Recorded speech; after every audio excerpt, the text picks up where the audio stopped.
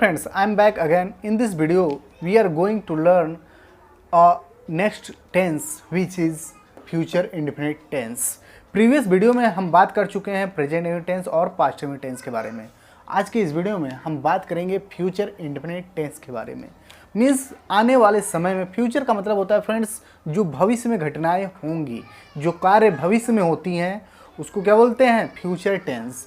और future tense में हम पहला पढ़ रहे हैं इंडेफिनिट टेंस। इंडेफिनिट टेंस का मतलब होता है कि अनिश्चित, यानी फ्यूचर में जो कार्य होंगे, जो वर्ब होंगे वो अनिश्चित होंगे। मतलब जैसे वह कल खाना खाएगा, मतलब वो जो कल खाना खाएगा ये निश्चित नहीं है कि किस टाइम पर वो खाना खाएगा, मतलब किस समय वो खाना खाएगा। इसलिए जो फ्यूचर इंडेफिनिट टेंस में घटनाएं होती हैं वो अनिश्चित रहती हैं।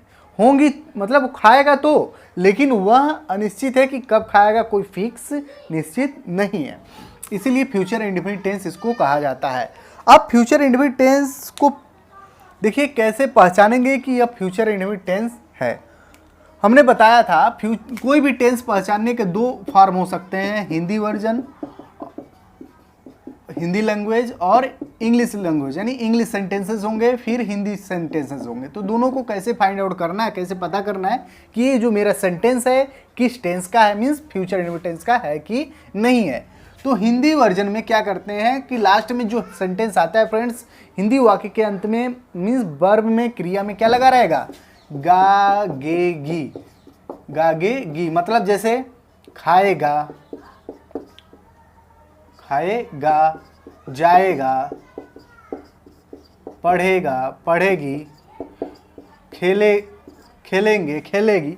तो इस तरीके से इसमें वर्ब में क्या आता है, गागे गी आता है हिंदी वाक्य के अंत में इन फ्यूचर इंडेफिनिट टेंस। और इंग्लिश लैंग्वेज में यदि हमको सीखना हो, मीन्स फाइंड आउट करना हो कि ये सेंटेंस हमारा फ्यूचर इंडेफिनिट टेंस का है कि नहीं, तो क्या करते हैं, हमको सिर्फ क्या पहचानना है, विल और शैल। मतलब हमको क्या देखना है, हेल्पिंग वर्ब। हमको इंग्लिश वर्जन में हमको फाइंड आउट करना है कि यह सेंटेंस किस टेंस का है। तो हमको जस्ट किसको फाइंड करना होता है फ्रेंड्स, हेल्पिंग वर्ब को। और helping verb future indefinite tense का क्या होता है, विल और शैल होता है, विल और शैल। इसमें एक चीज़ ध्यान देना है फ्रेंड्स, विल और शैल अलग अलग सेंटेंसेस के लिए यूज होते हैं, तो उसको आगे देखते हैं। तो यह था फ्यूचर इंडेफिनिट टेंस को फाइंड, मतलब डिटरमाइन कैसे करेंगे, मतलब पहचानेंगे कैसे। हिंदी में और इंग्लिश में भी इसका क्या होता है, विल और shall, only will and shall. Will और शैल के साथ कुछ भी अदर वर्ड नहीं होगा। तो फ्रेंड्स आगे चलिए देखते हैं अफर्मेटिव सेंटेंसेस, फिर नेगेटिव, देन इंटरोगेटिव। तो first is affirmative sentence. So friends अब हमारे पास है affirmative sentences. Future indefinite tense में अफर्मेटिव सेंटेंसेस के रूल क्या हैं, देखिए।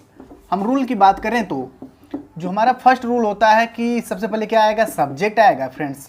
अब यहाँ पे ध्यान दीजिएगा कि यदि ये सब्जेक्ट आई और वी है, आई और वी है, तो इसके साथ क्या आएगा, शैल। क्या आएगा, जो हमने अभी हेल्पिंग वर्ब बताया था, सब्जेक्ट के बाद क्या आता है, हेल्पिंग वर्ब। और हेल्पिंग वर्ब क्या है, विल आएगा या तो शैल आएगा, विल शैल आएगा। फिर वर्ब का फर्स्ट फॉर्म प्रेजेंट इंडेफिनिट नहीं है फ्रेंड्स, ये फ्यूचर इंडेफिनिट टेंस है, इसलिए वर्ब के फर्स्ट फॉर्म में यस या यस नहीं आएगा, सिर्फ ओनली फर्स्ट फॉर्म लगेगा। फ्यूचर इंडेफिनिट टेंस में ओनली फर्स्ट फॉर्म, यस या सेकंड फॉर्म नहीं लिखना है, ओनली फर्स्ट फॉर्म। ये जो हमारा हेल्पिंग वर्ब है विल है शैल, इसके बाद वर्ब का फर्स्ट फॉर्म, फिर ऑब्जेक्ट आ रहा है, फिर अदर वर्ड आ रहा है, उसको लिखेंगे। ठीक है फ्रेंड्स। अब यहाँ पे ध्यान देना है कि जो हमारा सब्जेक्ट होगा यदि आई और वी है, ध्यान दीजिए, आई मतलब मैं, वी मतलब हम लोग, हम सब। यदि ये दोनों सब्जेक्ट हैं फ्रेंड्स तो इसके साथ क्या आने वाला है, शैल। ये शैल लिखना है। ये जो हेल्पिंग वर्ब है हम कौन सा यूज करेंगे, शैल यूज करेंगे। लेकिन फ्रेंड्स अब फ्रेंड्स देखिए, इसके अदर यदि कोई भी सब्जेक्ट है, मीन्स इसके अलावा यदि कोई हमारा भी सब्जेक्ट आ रहा है आई वी के एक्सेप्ट, तो हम क्या यूज करेंगे, other subject, other subject than I and we. यदि आई वी के तुलना में यानी अपेक्षा कोई अदर सब्जेक्ट है, इनके अलावा कोई भी सब्जेक्ट हो, वन नेम हो, एक से अधिक नेम हो, कोई भी अदर सब्जेक्ट है आई वी को छोड़कर, तो उसके साथ हम क्या यूज करने जा रहे हैं, विल।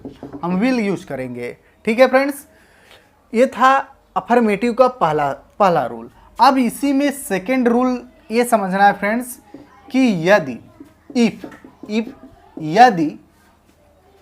यदि आपको कहा जाए सेंटेंसेस में कि जैसे वह पढ़ेगा, वह रात को पढ़ेगा, ठीक है फ्रेंड्स, यदि कह दिया जाए कि वह रात को अवश्य पढ़ेगा या जरूर पढ़ेगा, यानी जो हमारी पॉसिबिलिटी है, संभावना है, जब 100% श्योर हो जाएंगे कि अवश्य वाली बात आ जाए, मतलब वो 100% श्योर है कि वो काम होगा ही, मतलब जरूर होगा, तो वहाँ पर हम क्या करते हैं कि इस हेल्पिंग वर्ब को सब्जेक्ट के साथ चेंज कर दिया जाता है। जो आई वी के साथ नॉर्मली हम क्या यूज करते थे, सेल यूज करते थे, मतलब क्या हो जाएगा, जब अवश्य या जरूरी वाली बात आ जाए तो आई वी के साथ विल यूज करने लगते हैं, और अदर सब्जेक्ट के साथ हम क्या यूज करने लगते हैं, सेल यूज करने लगते हैं। यही इसका दूसरा पॉइंट था, ठीक है फ्रेंड्स। अब इससे रिलेटेड कुछ एग्जाम्पल्स करेंगे तो सारे पॉइंट्स हमारे जो डाउट हैं इससे रिलेटेड क्लियर हो जाएंगे। चलिए इससे रिलेटेड एग्जाम्पल्स देखते हैं। हमारे पास कुछ एग्जाम्पल्स हैं। पहला है हमारे पास एग्जाम्पल, मैं एक पत्र लिखूंगा। अब इसमें अवश्य वाली बात है नहीं, इसलिए नॉर्मली है, तो आई के साथ क्या लगता था फ्रेंड्स, सेल। हमारा हेल्पिंग वर्ब क्या आता था, सेल आता था, तो आई सेल। अब ये राइट वर्ब का first form write, I shall write a letter, मैं एक पत्र लिखूंगा, ठीक है। सेकंड है हम कल सुबह जाएंगे, तो हम मतलब वी के साथ मैंने बताया था, फिर क्या आएगा, सेल आएगा, वी सेल जाएंगे, गो इस to school, go to school. कल मतलब, अब देखिए फ्रेंड्स, ये जो कल है एक आने वाला समय है, इसलिए कल आने वाले समय के लिए क्या यूज करते हैं, टुमारो, ठीक है। उसके पिता कल दिल्ली से आएंगे, उसके पिता मतलब हिज फादर मतलब उसके पिताजी, उसके पिताजी आएंगे, विल। अब देखिए फ्रेंड्स, विल इनके साथ मैंने बताया था आई वी के साथ अदर सब्जेक्ट हो तो हम क्या यूज करते हैं, will. His father will come from Delhi से आएंगे, कल मतलब टुमारो, ठीक है फ्रेंड्स, बहुत इजी है। ये लड़के अगले सोमवार को फुटबॉल मैच खेलेंगे, तो ये लड़के मतलब दीज बॉयज खेलेंगे, विल प्ले फुटबॉल, लड़के फुटबॉल मैच खेलेंगे अगले सोमवार को, ऑन नेक्स्ट मंडे, अगले सोमवार को, ठीक है फ्रेंड्स। अब हमारे पास नेक्स्ट एग्जांपल है, रोहन अवश्य मदद करेगा। अब इस सेंटेंस को ध्यान से देखिए फ्रेंड्स, अब इसमें जो फ्यूचर में जो कार्य हो रहा है, क्रिया हो रही, उसको एकदम 100% श्योरिटी मिल गई कि वो अवश्य वाला भाव आ गया, मतलब उस काम को वो करेगा। तो इसमें हम क्या करते थे कि जो आई वी के साथ सेल लगता था, हम इसमें अपोजिट कर देते हैं। रोहन है तो रोहन के साथ क्या लगता था, नॉर्मली विल, लेकिन इसमें जब अवश्य आ गया तो क्या लगाएंगे, shall. Rohan shall help, Rohan shall help, मतलब रोहन अवश्य मदद करेगा। नेक्स्ट है हम जरूर सिनेमा देखने जाए। अब देखिए फ्रेंड, जरूर अवश्य वाली बात आ जाए, मतलब 100% सिक्योरिटी हो गई, इसलिए यहाँ पे भी हम क्या यूज करेंगे, वी के साथ नॉर्मली क्या यूज होता था, सेल, लेकिन जब जरूर अवश्य वाला तो उसी का अपोजिट हो गया, वी के साथ अब क्या यूज होने लगेगा, विल। वी विल देखने जाएंगे, इसमें दो वर्ब है, जाएंगे और देखना। We will go, main verb हमारा गो है, जाना, इसलिए इसका फर्स्ट फॉर्म अदर वर्ड को इन्फिनेटिव बनाएंगे। We will go to watch,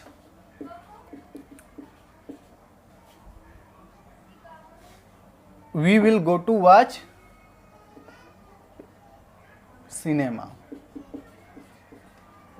ठीक है फ्रेंड्स।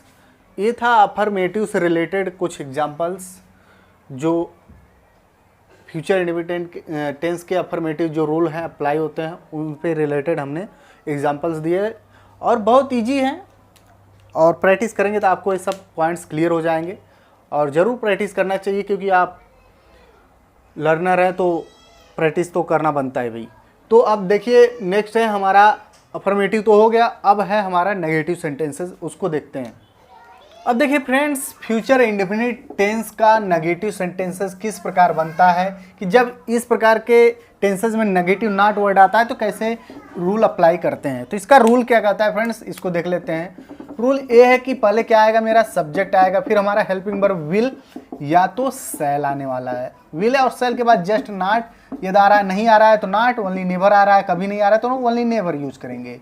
तो सब्जेक्ट के बाद क्या आएगा, विल और सेल हमारा हेल्पिंग वर्ब आएगा। यदि उसके बाद नेगेटिव वर्ड आ रहा है तो नॉट नेवर आएगा, तो यानी कभी नहीं आएगा तो नेवर यूज करेंगे। सिर्फ अब वर्ब का ओनली फर्स्ट फॉर्म फिर ऑब्जेक्ट, ये है हमारा structure of negative sentences in future indefinite tense. तो इसी के बेस पे हमारे पास कुछ एग्जाम्पल्स हैं, उसको कर लेते हैं जिससे कि हमारा पॉइंट्स क्लियर हो जाए। चलिए एग्जाम्पल्स देखते हैं। पहला एग्जाम्पल है लड़के दिन में नहीं सोएंगे। तो लड़के फ्रेंड्स मतलब बॉयज। अब बॉयज के साथ क्या लगने वाला है फ्रेंड्स, विल। तो बॉयज विल, अब इसके बाद क्या आएगा, नॉट, क्योंकि नेगेटिव वर्ड है, नहीं सोएंगे। अब सोना हमारा वर्ब का फर्स्ट फॉर्म स्लीप, तो boys will not sleep in day. ठीक है, बहुत ईजी है। तुम पुस्तक नहीं पढ़ोगे, तो तुम मतलब यू के साथ क्या लगता है, will. You will not read the book, you will not read the book. इतना इजी है। अब देखिए सब्जेक्ट हो गया, अब यू के साथ क्या लगने वाला है, विल। मैंने बताया था नॉर्मली आई वी के साथ क्या लगता है, सेल।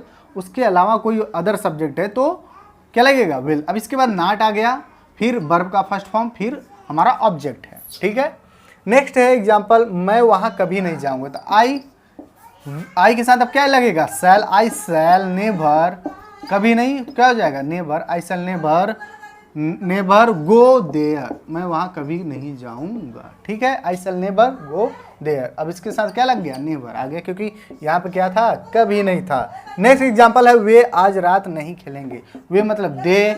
अब दे के साथ क्या लगता है फ्रेंड्स, मैंने बताया था विल। दे विल नॉट खेलेंगे, प्ले। प्ले का फर्स्ट फॉर्म, वर्ब का फर्स्ट फॉर्म प्ले ओनली। आज रात, they will not play at night today. At night today, आज रात। ठीक है, तो ये सिंपल कुछ एग्जांपल्स थे of negative sentences in future indefinite tense. और हमने रूल्स बता दिए कि फ्यूचर इंडेफिनिट टेंस में नेगेटिव सेंटेंसेस के रूल्स क्या हैं और इसको किस प्रकार से करना है। तो अफर्मेटिव हो गया, नेगेटिव हो गया। अब देखते हैं, नेक्स्ट है हमारा इंट्रोगेटिव सेंटेंसेस।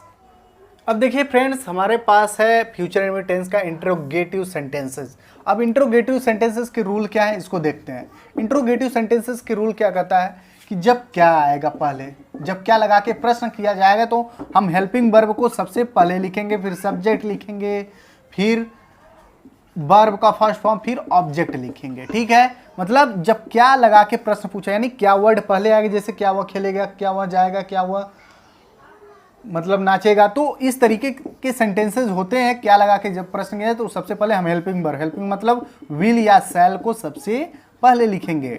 उसके बाद हमारा सब्जेक्ट आएगा, फिर वर्ब का फर्स्ट फॉर्म, फिर ऑब्जेक्ट। ठीक है, यदि ये नहीं आता है, जैसे इसके अलावा कोई भी WH फैमिली के वर्ड जो हैं पहले आ रहे हैं या तो बीच में आएंगे, तो उसकी इंग्लिश सबसे पहले लिखी जाती है। तो जस्ट इसी स्ट्रक्चर के पहले, पूरे के पहले यहाँ पे WH का हम वर्ड लिख देंगे, फिर यही रूल फॉलो करेंगे। ठीक है, चलिए अब देखते हैं कुछ एग्जांपल्स। और फ्रेंड्स, यदि इंट्रोगेटिव में नेगेटिव वर्ड नॉट या नेवर आता है तो हमने बताया था सब्जेक्ट के जस्ट बाद ही यहाँ पे नॉट या नेवर लगा देना है, जिससे कि हमारा सेंटेंस बन जाता है। चलिए अब देख लेते हैं कुछ एग्जांपल्स, इससे सभी पॉइंट्स क्लियर हो जाएंगे आज।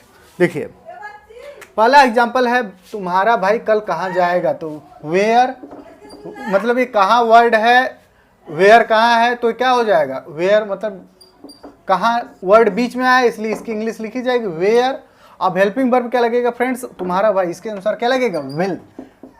वेयर WH फैमिली का वर्ड है सबसे पहले, फिर हेल्पिंग वर्ब विल। अब सब्जेक्ट हमारा क्या है, तुम्हारा भाई, तो where will your brother, where will your brother कहाँ जाएगा, गो टुमारो। ठीक है, बहुत इजी है, where will your brother go tomorrow. Next है, अब देखिए फ्रेंड्स, हमारा नेक्स्ट एग्जांपल है, सीता कौन सा गाना नहीं गाएगी। तब यहाँ देखिए फ्रेंड्स, कौन सा, विच। मैंने बताया था विच के साथ आने वाला ये नाउन हमारा गाना है, तो इसके साथ नाउन भी लिखेंगे। विच सॉन्ग हो गया, ये WH हो गया, और फिर इसके बाद हेल्पिंग वर्ब। अब हम हेल्पिंग वर्ब हमारे किसके अकॉर्डिंग आएगा, सीता, सब्जेक्ट है, सीता क्या है। अब इसके साथ हमारा क्या है, will. Which song will Sita. अब देखिए फ्रेंड्स, यह नॉट आया है, नेगेटिव वर्ड आया, मैंने बताया था सब्जेक्ट के जस्ट मतलब जस्ट बाद ही यूज करेंगे not. Which song will Sita not sing, verb का फर्स्ट फॉर्म। क्लियर। अब नेक्स्ट एग्जांपल, हम कितनी किताबें नहीं खरीदेंगे। अब कितनी किताबें, तो किताबें को गिन सकते हैं, तो हाउ मेनी लगेगा, काउंटेबल नाउन के साथ हाउ मेनी लगता है, हाउ मेनी बुक्स, कितनी किताबें। अब हमारा सब्जेक्ट क्या है, हम, वी, अब इसके साथ क्या लगता है, सेल। अब हेल्पिंग वर्ब लिखेंगे, फिर हमारा subject, how many books shall we not. अभी देखिए फ्रेंड्स, यहाँ नॉट आया तो इस सब्जेक्ट के बाद नॉट, वी नॉट बाई। देख रहे हैं फ्रेंड्स, कितना आसान है और कितनी फास्ट और अच्छे तरीके से ये रूल का यूज करके सारे पॉइंट्स वन बाय वन, सारे वर्ड हम आसानी से प्लेस करते जा रहे हैं और सभी सेंटेंसेस बनते जा रहे हैं। नेक्स्ट है, वह किसकी मेज तोड़ेगा। अब देखिए फ्रेंड्स, मैंने बताया था हुज, हुज मतलब किस। अब इसके साथ आने वाला नाउन भी, मतलब टेबल, हुज टेबल, किसकी मेज, हुज टेबल विल ही। अब ही के साथ क्या लगेगा, he, will he break, verb का first form, whose table will he break. Next है, क्या महेश कल नहीं नाचेगा। तो अब देखिए फ्रेंड्स, क्या सबसे पहले आ गया, अब इसकी इंग्लिश लिखना नहीं है, तो सबसे पहले क्या यूज करेंगे, हेल्पिंग वर्ब। अब महेश के साथ हेल्पिंग वर्ब क्या यूज होगा, will, will Mahesh, will Mahesh negative word है तो सब्जेक्ट के बाद not, will Mahesh not dance कल, tomorrow, will Mahesh not dance tomorrow. तो ये रहे फ्रेंड्स इंटरगेटिव सेंटेंसेस, कुछ सेंटेंसेस जो कि बहुत इजी तरीके से हो गए हैं। तो ये कम्प्लीटली हमने आज के इस वीडियो में बात किया फ्यूचर इंडेफिनिट टेंस के बारे में। आशा करते हैं कि वीडियो आपको समझ में आया होगा और